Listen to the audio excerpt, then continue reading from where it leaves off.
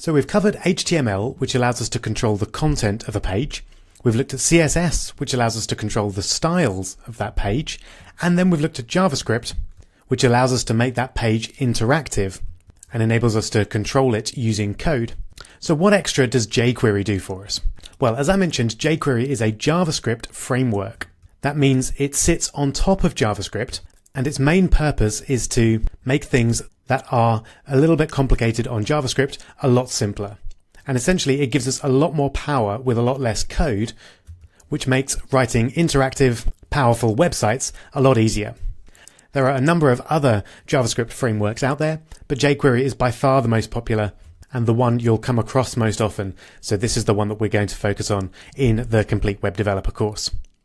It also has a bunch of plugins which allow you to do really cool stuff really easily, and I'm going to show you just a few of them now to get you excited about learning jQuery. So one that we'll be spending quite a lot of time with is the official jQuery UI plugin, which makes it really easy to do things like make objects draggable, or indeed droppable. So you can drop things on top of others and then do something when that happens.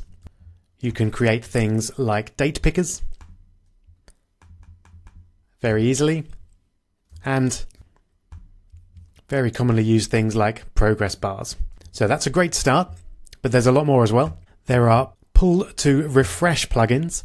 So you'll be familiar with that if you've used an iPhone and you want to refresh the content of a page. You can just pull it down, and this plugin provides exactly that. By pulling down, you can see it's refreshing the content of the page there.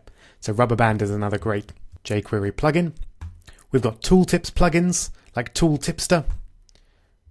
Tooltips are really handy hoverovers that you can use to give extra information on your apps and to do fancy things like that. We've got the Magnificent Pop-Up plugin, which is a rather grand name for something that's really useful. So if you've got images there, you can just tap on them and have them appear nice and large. That's something that you're probably going to want to do quite regularly. We've got things like Unslider, which gives you a slider, which is very commonly used on websites these days, particularly a big jumbotron, as it's known, at the very top of the page. And finally, typeahead.js. You'll be familiar with this sort of thing if you've ever used Google, and it simply allows you to auto-complete the contents of a search box. There we go. And that's really useful as well. So jQuery makes a lot of things a lot easier to program than JavaScript alone, and it's got a huge range of free plugins that you can use to give really quite advanced features to your websites very easily. So excited to get started? We'll do that straight away in the next video.